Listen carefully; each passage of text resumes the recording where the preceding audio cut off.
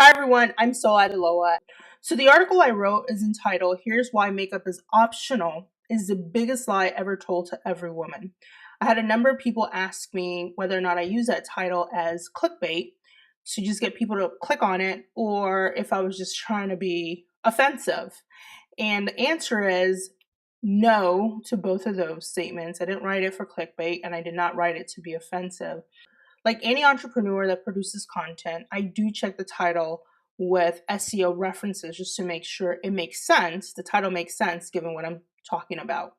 Now, that said, the reason I titled this article, here's why saying makeup is optional is the biggest lie ever told to every woman.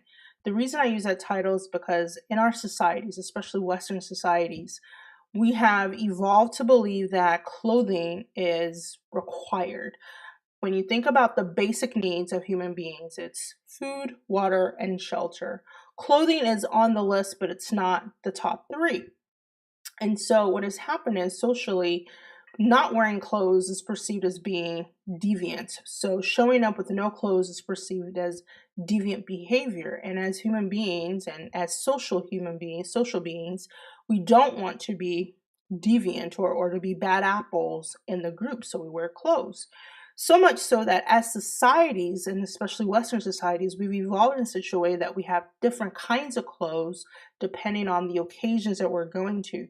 So for the men, it's suits are super formal. For women, it's the evening gowns that are super formal. And then on the opposite end, we have our shorts, tank tops, swimsuits that are not so formal and a lot more casual and revealing.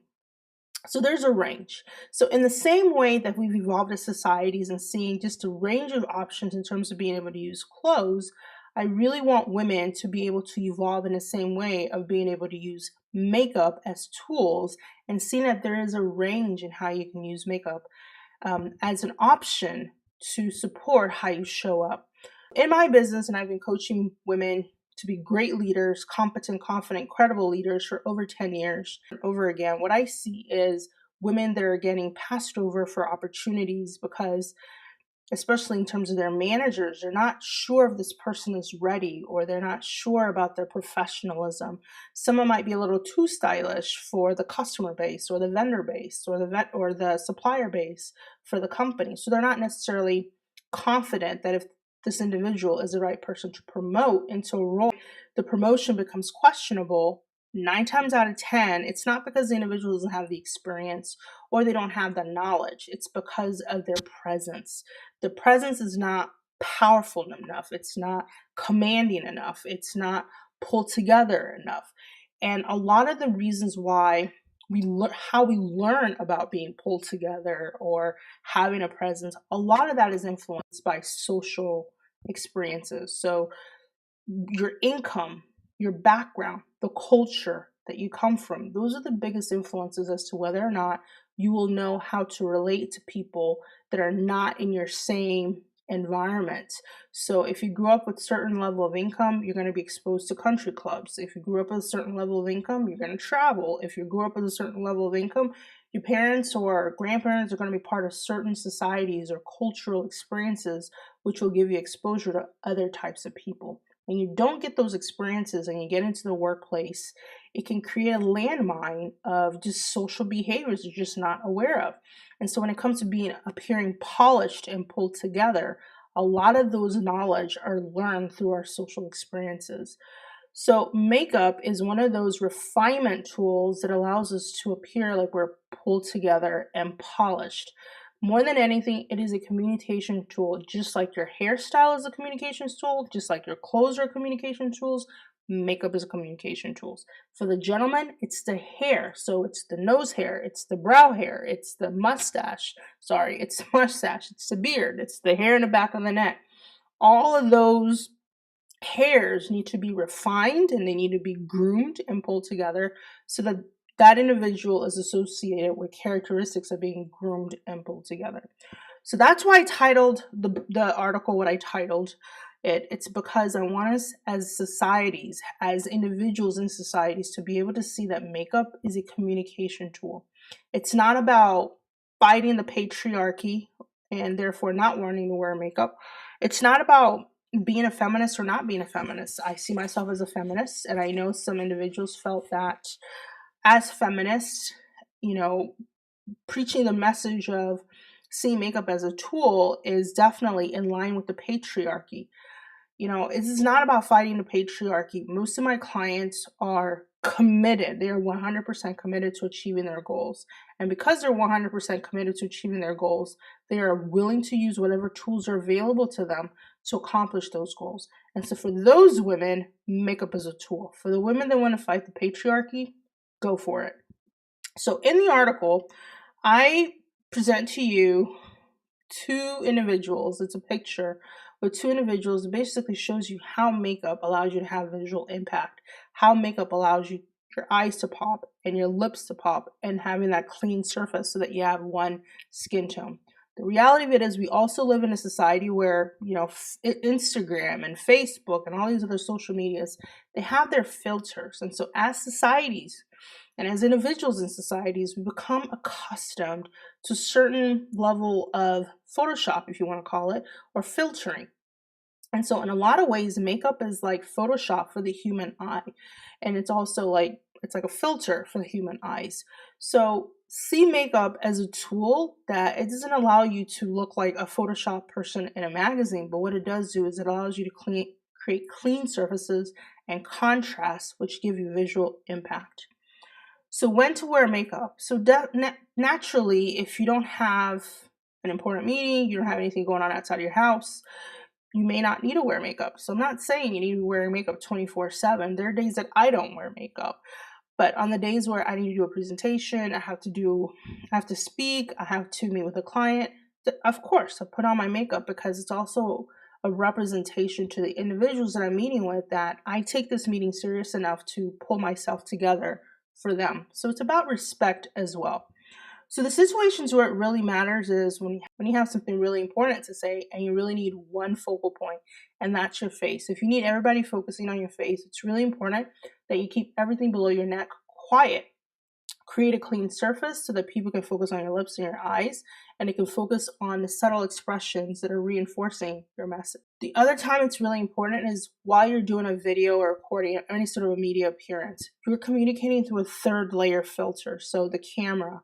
So other people are experiencing you on the other side of that filter. So it's important that you create a smooth surface because, again, you're going through several layers of filters before they actually experience you. The other time it's important is when you need to convey detail. When you need to convey detail or present content that's very nuanced, every single little step matters, and so does every single bit of expression that you're using to reinforce your message. The contrast from the makeup makes your point stand out a lot easier for your audience. The other situation we want to be mindful of is situations where your credibility really depends on expressing creativity. Anytime you need to show up creative or you need to deliver a creative message, you need to show up creative. It's way easier to get your audience to actually believe you if what they see matches what they hear. So if the message you're delivering is about creativity, use the makeup to create the contrast, the basic contrast, but at the same time, you also want to create a little bit more depth that gives you self-expression. And then the last part is when you need to project that freshness and modern perspective, wear makeup so that way it gives you that clean, crisp appearance. It's one thing to communicate about being modern and being fresh. It's something else to actually appear with those aesthetics in place with your presentation. So then the tools that really matter. The tools that matter are eyeliner, mascara, brow gel, foundation, mineral powder, as well as your bronzer, blush, tinted lip balm, and makeup brushes.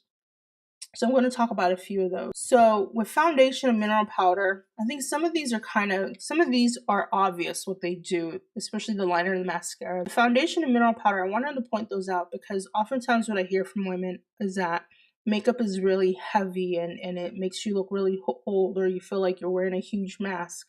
Just like everything else has evolved, in terms of technology, makeup production has also evolved. I wear makeup that's like two tiny little drops of foundation, and that's it. So makeup production has also evolved. Mineral powder, so for those of you that don't want to wear anything that's too heavy, you can wear mineral powder. So there's some mineral powders today that are so pigmented, they're just as powerful as foundation. Bronzer and blush, they really just help you to create contrast between your eyes and your lips, so it gives you depth.